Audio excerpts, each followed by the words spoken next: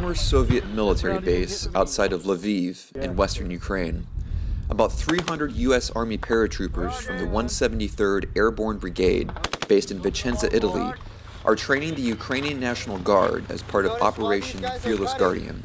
All right, rock and roll, boys. Let's go. We're going to go right over here, okay? The 6-month U.S. training mission, which officially began April 20th, is focused both on teaching individual skills as well as modeling the institution of the Ukrainian National Guard on the U.S. military.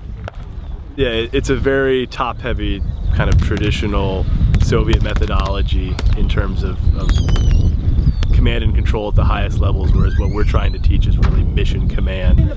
So things like squad leaders at the small unit level of 9 or 10 guys, exercising initiative, making decisions on the fly is what we teach, and what makes us so successful is non-commissioned officers able to kind of seize the initiative, junior officers able to seize the initiative, and I think that's been a really big mindset change and something that they've really embraced. They are at war right now, and they are fighting for their sovereignty. But as we look at the overall scheme of what they're doing here, it is definitely to professionalize their force with the right tools and aspects of what they can apply later, even if this conflict goes on or if it stops. And Russia, the Russian separatists retreat back into their own sovereign country. It's going to take some time, but the true growth and development of the force, we have planted the seed of how to be successful as a fighting force. But when you're downrange and you're on patrol and you take contact, I like to take it off. Many of the U.S. paratroopers are themselves combat veterans of Iraq and Afghanistan, and many of the Ukrainian soldiers are fresh off the battlefields of the Donbass, some after more than a year on the front lines. Consequently, one of the greatest challenges that the U.S. soldiers must overcome is applying the lessons they've learned from counterinsurgency operations in Iraq and Afghanistan to prepare Ukrainian troops for the type of combat they'll soon be facing in eastern Ukraine.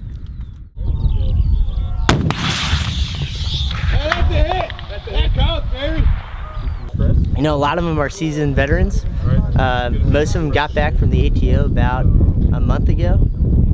And then they're staged ready to go back almost once they complete this training event. A lot of them have been out in different places and have some experience that they bring here, and you can definitely tell those guys they have a lot more discipline and they keep the guys focused on the training, as well as they want to pay attention a lot more and they have a lot more focus on the things that matter.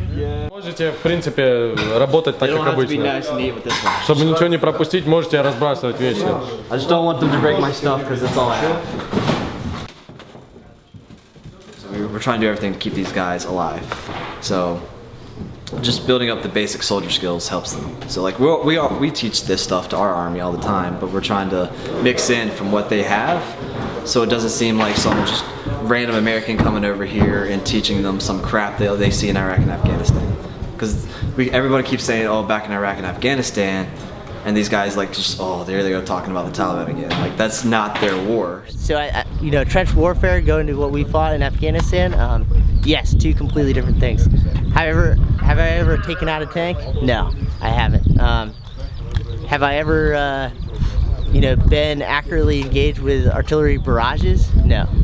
But the mindset and the lesson learned through Afghanistan, so the mortar attacks, the IEDs, the checkpoints, we can learn from them and they can learn from us, and I think that's what sets up us for success. So you start out by the neck. То есть начинаем мы с шеи. You take your hands and go all the way around. Держим свои руки вот таким образом. And sweep up.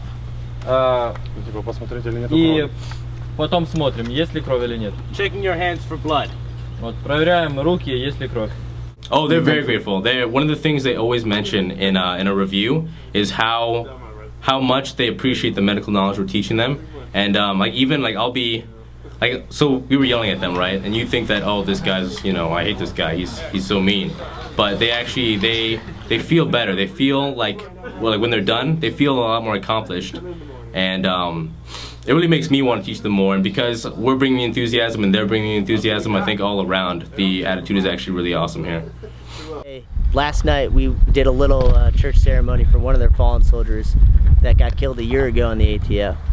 When you sit in a memorial ceremony From that, it brings back memories of memorial ceremonies from Afghanistan, and you're able to share the hardships of combat and the reality combat brings. I think initially they were a little bit standoffish within the ranks themselves, just because, hey, why is somebody else coming to train me? I've been to the ATO, I've seen what's going on there. But then when they got into the program and they started seeing why we were here and the capabilities that we could provide them, I think they really took ownership of it. Make sure you keep aiming at the same spot and don't take your cheek off the butt stock, okay? That doesn't feel very good, okay? Okay, and you spread the legs out. Okay, and then you pull them back like that, and then you can conduct your search. For the U.S. soldiers, the training mission in Ukraine marks a return to a Cold War mindset. Soldiers are focused on training for a conventional state-on-state conflict. And they are also adjusting to the type of media attention that comes with training exercises like Fearless Guardian, in which the diplomatic message of having U.S. soldiers on Ukrainian soil is equally as important as the lessons those soldiers are teaching. When we first got here, the propaganda was we were here training during the daytime, going to the ATO to fight, and then coming back to provide the training during the daytime. I can assure you as the commander, everyone that I have assigned in Ukraine is either here, and one representative is serving in Kiev as an LNO. And that's it. We are not in the ATO fighting. So there are no Americans in the ATO? No, there are not. I think the senior leaders of the Army are well aware of what's going on, and if they thought that there was more risk to our force by being here as present in the Ukraine, in the Yavoriv training area, they would give us the direction to reposition.